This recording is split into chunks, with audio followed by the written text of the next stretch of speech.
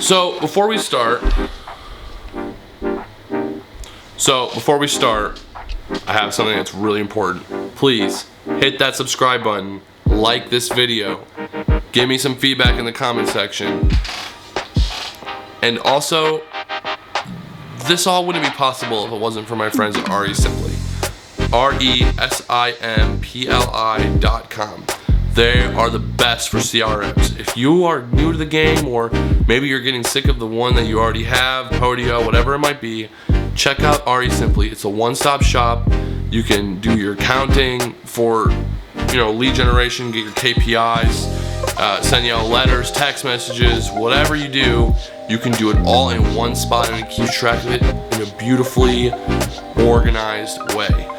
If you want to get 20% off your first month, go to www.resimply.com/MPG. Check it out. You won't regret it.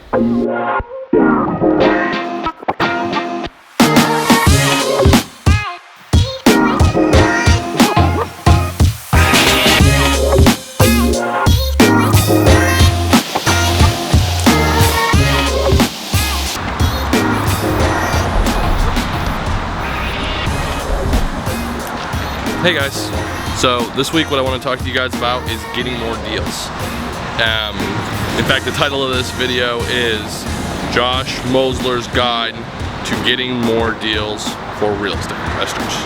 So I know that a lot of you guys have been having a hard time. I keep hearing from all kinds of people all across the country that say things like, there's nothing left, this market is dry. Stuff that I know is not true. You see, probably the number one complaint that I get has to do with trying to find deals. So the most important part, the first part, is data. So I'm gonna go ahead and talk about the first part of that data, which is where we get it from, which is common amongst a lot of real estate investors, which is ListSource. So on ListSource, you can really narrow things down depending on what you want. It allows you to pull lists based on, income, or demographic, where they live, who they are, whatever, right? Like equity percentage. And what you need, what is the most effective is either A, you need to test your deals that you've done over the course of the last 12 months and say, what are the commonalities amongst the people that sell? Are they old? Are they poor? Are they rich? Are they young? Are they divorced? Are they, whatever the case may be? Find the commonalities, and then that's what you want to use to chop down that list to get it smaller and smaller and smaller, so that way you're not just blowing all this money. And those similarities can really be used to your advantage. You see, data is king. So when you're getting that data from ListSource, if you can narrow those results down, and instead of just doing absentee, everybody's doing absentee. Everybody's targeting the 31404. Everybody. And I'm sure in your markets it's the same thing, right? Everybody wants North Dallas. Everybody wants Decatur. I mean, I don't know, I'm not really familiar with Atlanta, or, I'm more familiar with Dallas, but I'm just saying, by just simply doing absentee in a specific area, you're really just putting yourself into the pot. And there's not saying that we haven't capitalized on doing that, but if you can really hone that in. So that's number one. Data.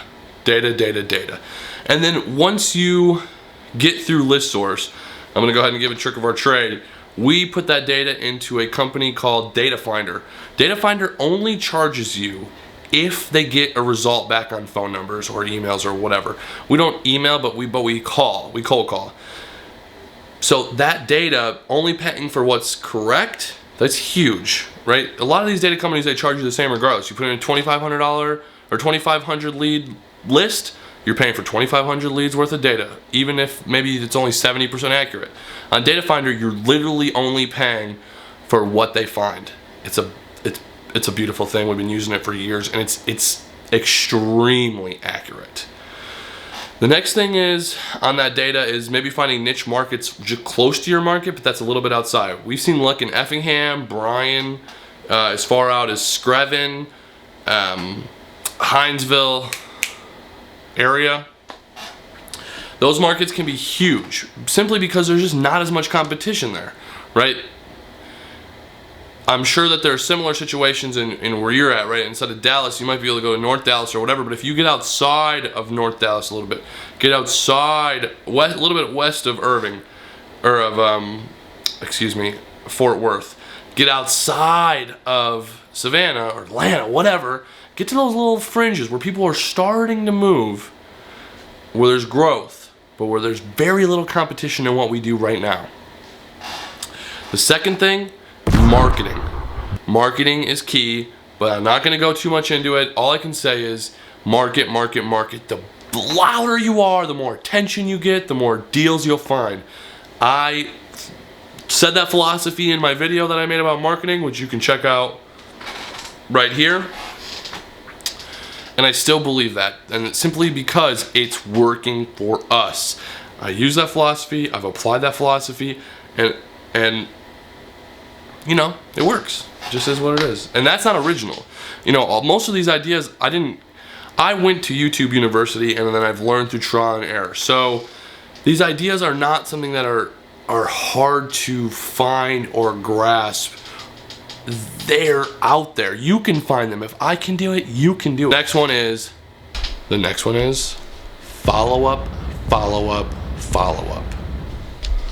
Follow up is essential. If you do not follow up, you will not get the lead, or you will not get the sale, and that lead will come to me or somebody else, and we are going to capitalize because you did not follow up, or whoever.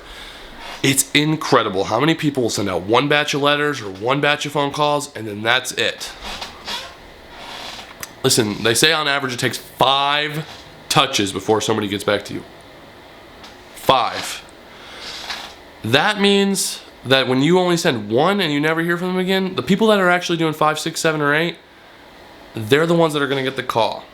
I don't know if you guys listen to Ryan Dossie. I know I've mentioned him in the past, but I don't remember exactly where I heard this, but on one of his videos, he talks about a chimney sweep company at his parents' house, I believe. And they've been sending his parents' house letters asking them, or presenting their services for 36 years. So while you're sending one, there's somebody out there that's been doing it for 36 years. Constant. Follow up. You will get more sales. You will get more sales. And then the last one, I kind of touched on the first one, which is just think outside the box. Right now, if I think that the industry is a little stale, right? We were getting a little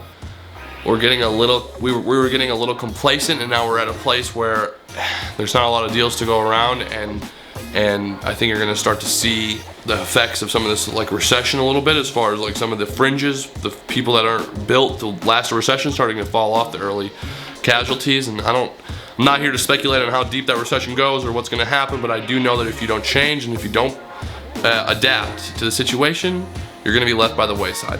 That's not something I made up. That I've got 100 years of economic history to back me up on that. That the companies that don't adapt and change and think outside the box and innovate are the companies that get left behind at the end. And real estate is due for a massive innovation. So us, it's time to change the game. It's time to think outside the box, and it's time to get after it. Make your dreams come true.